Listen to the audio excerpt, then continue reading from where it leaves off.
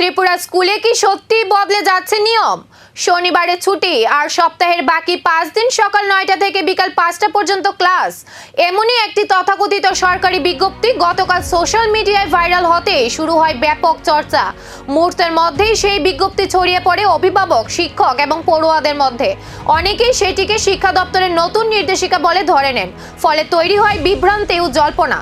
তবে সেই জল্পনায় দ্রুতই ইতি টানে শিক্ষা দপ্তর।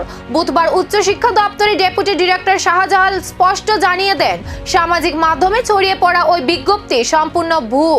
শিক্ষা দপ্তরের পক্ষ থেকে এমন কোনো নির্দেশ বা বিজ্ঞপ্তি জারি করা হয়নি। এরপরেই সাধারণ মানুষের উদ্দেশ্যে সতর্কবার্তা দেওয়া হয়।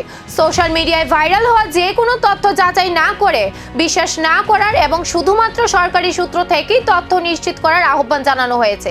একটি ভুয়ো বিজ্ঞপ্তি কিভাবে মুহূর্তের মধ্যে হাজার হাজার মানুষের মধ্যে বিভ্রান্তি ছড়িয়ে দিতে পারে, এই ঘটনায় ফের সেই প্রশ্ন সামনে এনে দিল।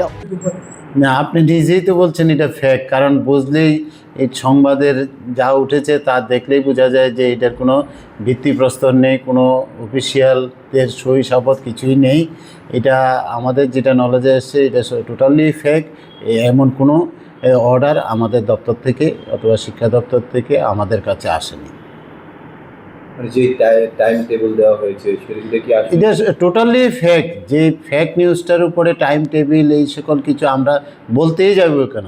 যেটা আছে সরকারি নির্দেশিকা সেটা চলছে। এই যে যা এই সাম্প্রতিককালে আপনারা যেটা বলছেন আপনারা নিজেরাই বুঝতে পারছেন, পড়ে শুনে অথবা দেখে লেখার ধরন দেখে বুঝছেন যে এটা ফেক, এটা ফেকই।